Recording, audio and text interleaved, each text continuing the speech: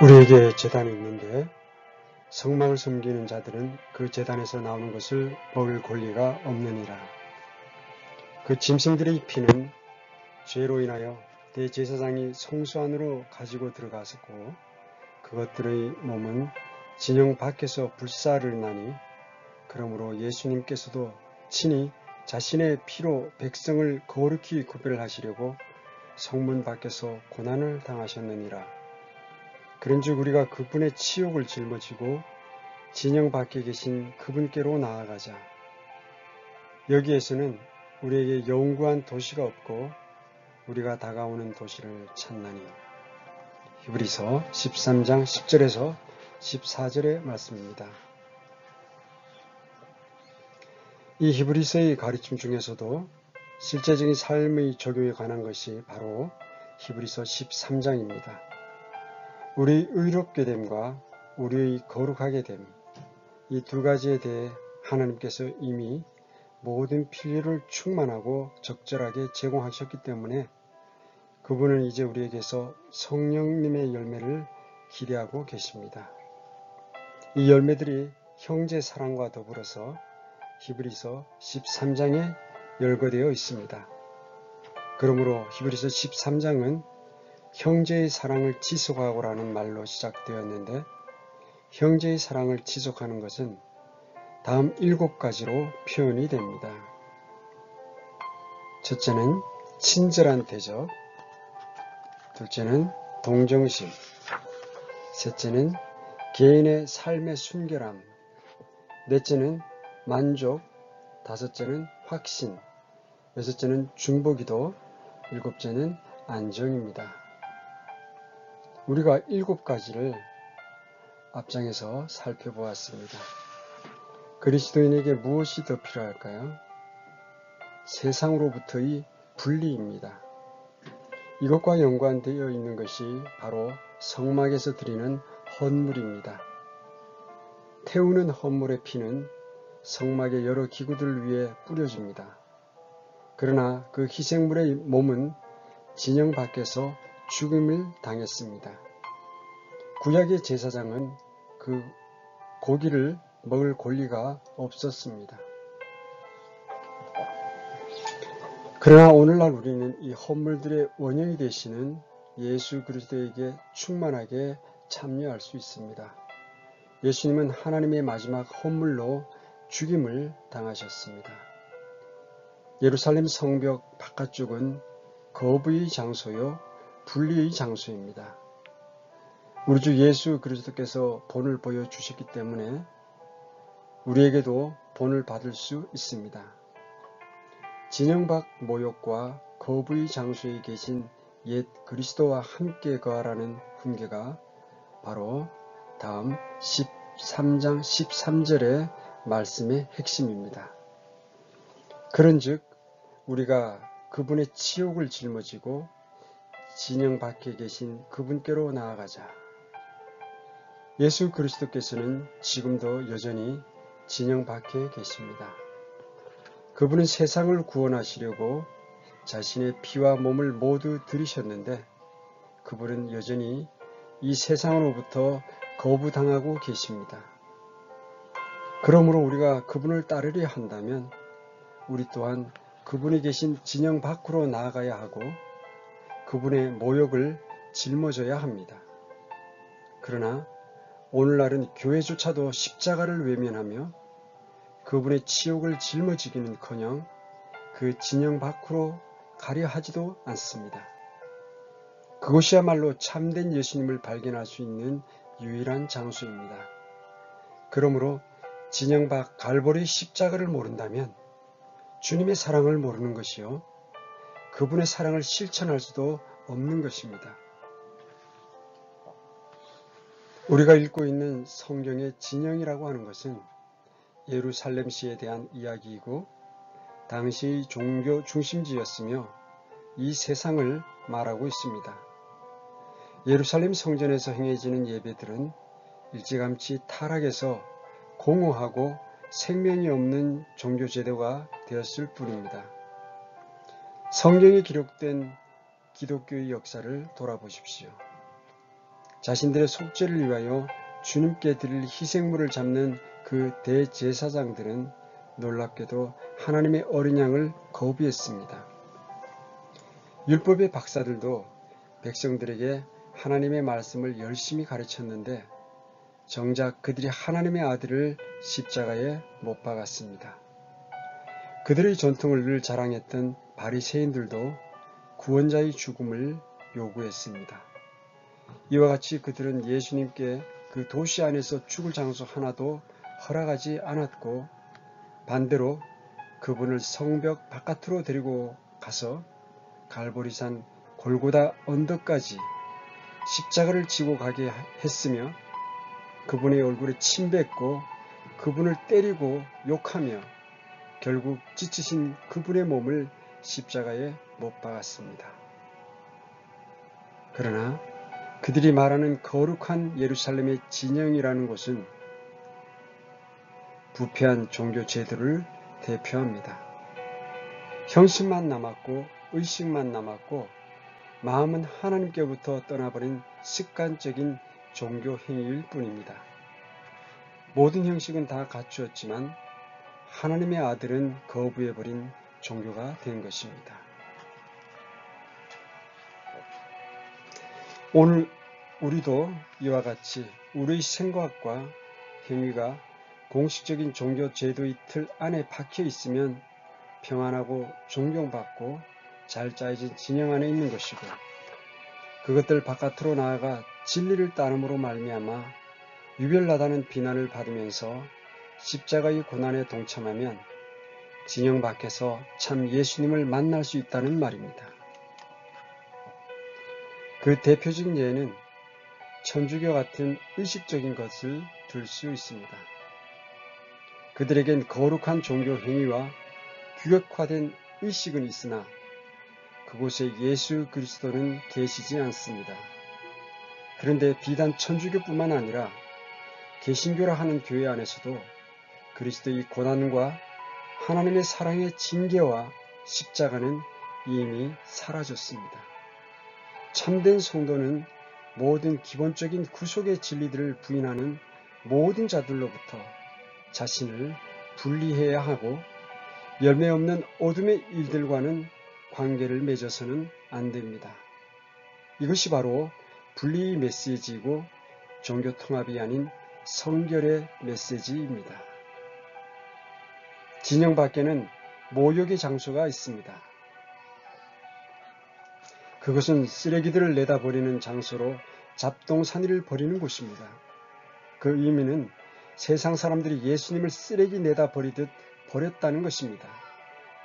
구약 모형의 한 예를 들기 위해서 레위기 4장 11절에서 12절 말씀을 읽어보겠습니다.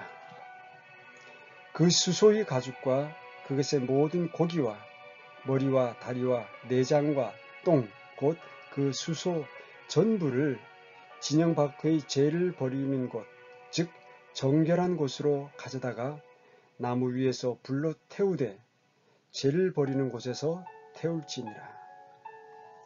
그 진영은 그 자체가 가식적인 종교의 상징으로 타락한 예루살렘과 그것의 공허한 종교의 행위를 의미하는 깨끗하지 못한 장소가 되어버렸습니다. 거룩한 희생물을 바치는 장소로는 적합하지 않은 장소가 되어버렸습니다. 주님께서는 우리를 분리하도록 부르셨습니다. 그리스도를 진실로 따르기 원하는 모든 믿는 자는 피 흘림 없는 종교 제도로부터 절대적으로 자신을 분리하는 것에서 시작합니다. 그러므로 주님을 따르겠다고 결심하는 모든 믿는 자는 자신이 진영 밖에 있다는 사실을 발견하게 될 것입니다. 그런 사람은 종교계로부터 인기도 없을 것이고 그리스도 때문에 모욕을 당할 수도 있습니다. 홀로 유별나다고 세상으로부터 버림받은 것을 확실하게 느껴야 합니다. 우리가 지금 우리 자신을 분리시킨다는 말을 할 때는 그것이 나는 너보다 더 거룩하다, 그런 상대성의 의미를 말하는 것이 아닙니다. 다른 성도들로부터 자기를 내세우는 고집스러운 분리를 뜻하는 것 역시 아닙니다. 주님이 원하시는 진정한 분리는 세상과의 분리요, 비진리와의 분리입니다. 혹 우리 그룹에 속하지 않는다, 혹 어떤 교단에 속하지 않는다. 그러니까 우리 교제권이 아닌 다른 믿음의 그룹에 속한 사람들과 교제하지 않는다는 식의 고집스러운 분리를 뜻하는 것이 아닙니다. 우리 주님의 몸은 이들 모든 그 어떤 교단이나 교제권이나 그룹보다 훨씬 더 크십니다. 히브리서 13장의 첫 구절은 자기 그룹만에 자기 의의를 내세우는 자들을 다 상쇄하고도 남습니다. 왜냐하면 형제의 사랑을 지속하고라며 13장을 시작하기 때문입니다. 우리는 주 예수님을 사랑하는 모든 사람을 사랑해야만 하고 그리스도의 원수들도 사랑하며 그분을 위해서 그들을 진리 안으로 이끌어 와야 합니다. 모든 사람을 구원시켜야 합니다. 그러나 그들을 사랑하되 그들이 예수 그리스도를 거부한 것을 우리도 승인해 주어야 된다는 뜻은 아닙니다. 그들을 사랑한다고 해서 그들의 악한 행동에 참여해야 한다는 뜻은 결코 아닙니다. 분리된 입장을 취한다는 것은 친구를 잃어버리는 것이나 사업이나 인기나 사회적인 지위를 상실하는 것을 의미할 수도 있습니다. 그것이 곧 우리 구원자께서 걸어가셨던 그 길이었습니다. 제도적 장치의 안전한 울타리 안에 안주하는 것이 아닙니다. 우리가 그분을 따르려고 한다면 그것은 진영 밖으로 나가는 것을 의미합니다. 히브리서 13장 12절에서 13절의 말씀입니다. 그러므로 예수님께서도 친히 자신의 피로 백성을 거룩히 구별하시려고 성문 밖에서 고난을 당하셨느니라. 그런즉 우리가 그분의 치욕을 짊어지고 진영 밖에 계신 그분께로 나아가자. 우리가 가는 십자가의 길은 진영 밖으로 나가는 것을 의미하고 그분의 모형을 짊어지는 것을 의미합니다. 그런데 왜 그래야 할까요? 왜냐하면 우리가 이 땅에 뿌리박고 살 곳이 없기 때문입니다.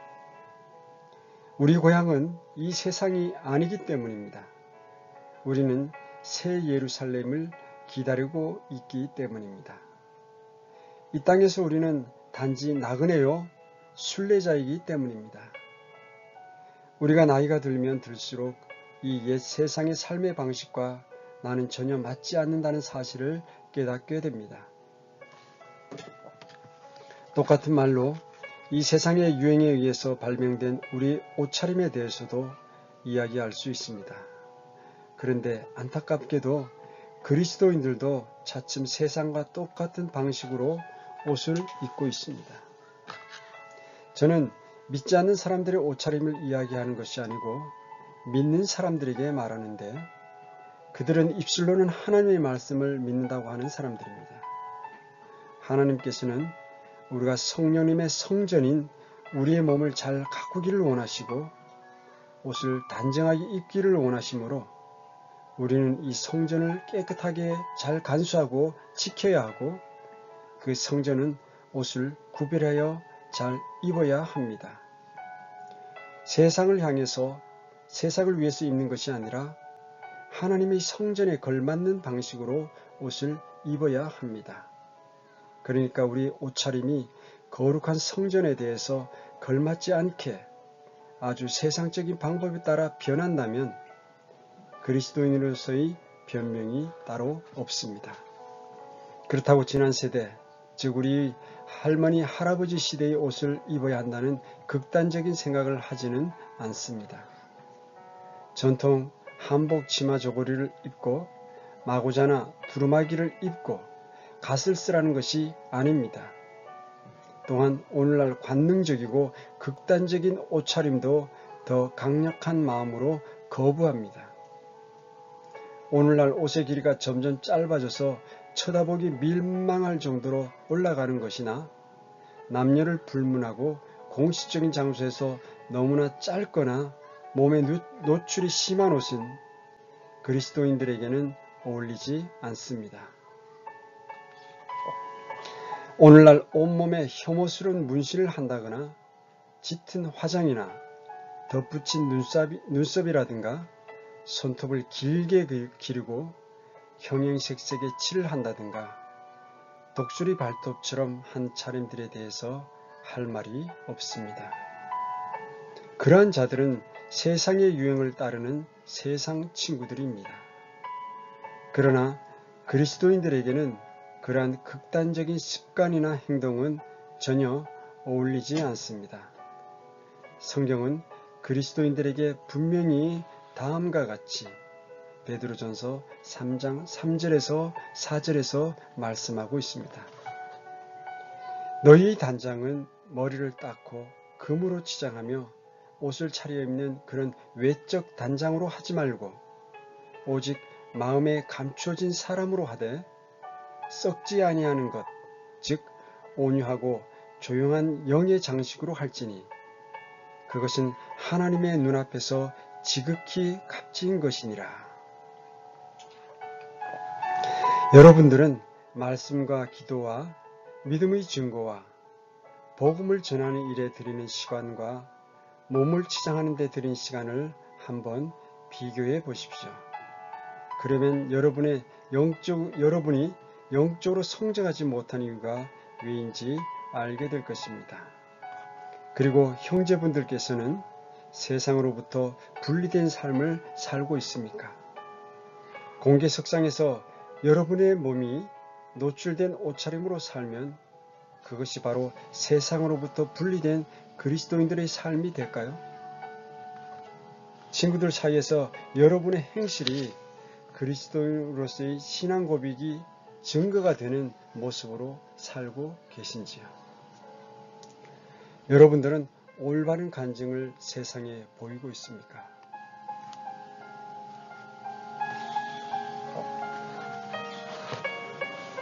이 말씀이 바로 히브리서 13장 10절에서 13절까지의 핵심 해석이라고 저는 믿고 있습니다. 그러나 우리가 이 세상에서 개인적으로 사람들과 관계를 맺는 것에다 조금 더 적용해 볼 수도 있다고 생각합니다. 주님은 우리 믿는 자들에게 모든 악으로부터 분리된 삶을 살기를 기대하고 계십니다. 그리고 의심스러운 습관들이나 믿지 않는 친구들이나 여러 가지 사건으로 얽히는 일들, 이런 일들로부터 분리된 삶을 기대하고 계십니다. 만약에 세상 사람들이 우리가 자주 가는 장소에서, 우리가 자주 행하는 행동에 있어서, 우리가 일상 사용하는 언어에 있어서, 심지어는 우리가 옷 입는 방식에 있어서 이 세상의 현대 스타일의 극단적인 방식들을 취하지 않는 옷차림에 있어서 만약 예수 믿는 우리들이 자기들과 다르다는 것을 보지 못한다면 그들은 아마 우리의 간증을 존중하지 않을 것입니다. 우리는 이런 혼돈의 시대에 살고 있습니다. 개인적으로 세상으로부터 분리된 삶을 살아야 하며 진리 안에서 살아야 한다는 부담을 가지고 있습니다. 육체적인 삶에 관련된 것에 대해서도 세상과 분리된 삶을 살아야 한다는 진리에 대한 부담이 있습니다. 그런데 우리는 그러한 말씀이나 그러한 교육을 거의 듣지 못하는 시대에 살고 있습니다. 그런데 성경은 디모데후서 2장 19절에서 다음과 같이 분명하게 훈계하고 있습니다. 그럼에도 불구하고 하나님의 기초는 확고히 서 있고 거기에는 주께서 자신의 백성인 자들을 아시느니라 하며 또 그리스도의 이름을 부르는 자마다 불법에서 떠날지어다 하는 글이 담긴 이 봉인이 있느니라. 데살로니가전서 5장 22절에서 악의 모든 모양을 삼가라는 경고를 하셨습니다. 그 자체로는 악하지 않는 어떤 것들이 있습니다. 그러나 다른 사람들에게 실족할 거리가 된다면 그 자체는 악한 것이 아닐지라도 실족하는 사람들에게는 악하게 될 수도 있습니다. 우리는 개개인 이상의 존재입니다. 우리는 거룩하신 하나님의 아들이며 사회의 한 구성원입니다. 따라서 우리가 우리 자신에게 해야 할 질문은 이것이 옳으냐, 그르냐의 한 가지만 되어서는 안 됩니다. 이것이 하나님께 기쁨을 드리는 것일까? 다른 사람들이 주님께 나오는데 도움이 되는 행동인가? 방해가 되는 행동인가? 그것까지 따져야 하며 자기가 옳다고 여기는 것을 함부로 행동하는 것은 절대 안 됩니다. 여러분의 일상생활에서 세상 사람들이 그리스도를 발견하고 있습니까? 세상 사람들이 세상과 당신 사이에 뭔가 다르다는 것을 보고 있습니까? 분명히 말씀드리건대 그렇게 된다면 여러분들은 세상으로부터 아마 인기가 별로 없을 것이지만 성경은 야고보서 4장 4절에서 이에 대해 분명하게 말씀하십니다. 너희 간음하는 남자들과 간음하는 여자들아, 세상과 친구가 되는 것이 하나님과 원수 되는 것인 줄 너희가 알지 못하느냐? 그러므로 누구든지 세상의 친구가 되고자 하는 자는 하나님의 원수가 되느니라. 그리고 요한도 요한 2장 12절에서 다음과 같이 말했습니다. 세상이나 세상에 있는 것들을 사랑하지 말라. 어떤 사람이 세상을 사랑하면 아버지의 사랑이 그 속에 있지 아니하니. 우리는 이 시간 로마서 12장에 나와 있는 바울의 말을 되새길 필요가 얼마나 절실한지 깨닫습니다. 다 같이 가슴에 깊이 새기시기를 간절히 바랍니다. 로마서 12장 1절에서 2절의 말씀입니다. 그러므로 형제들아, 내가 하나님의 긍휼을 힘입어 너희에게 간청하노니 너희는 너희 몸을 거룩하고 하나님께서 받으실 만한 살아있는 희생물로 드리라. 그것이 너희의 합당한 섬김이니라. 너희는 이 세상에 동화되지 말고 오직 너희 생각을 새롭게 함으로 변화를 받아 하나님의 그 선하시고 받으실 만하며 완전하신 뜻이 무엇인지 입증하도록 하라. 아멘. 사랑하는 구독자님과 우리 형제자매님들, 오늘 말씀과 같이 우리가 세상 속에서 빛과 소금의 역할을 잘 감당해내며 또 세상의 것들로부터 분리되어서 우리 삶을 통해서 믿지 않는 자들이 예수 그리스도의 형상을 발견할 수 있는, 세상에서 완전하게 분리되어 참 성도의 모습을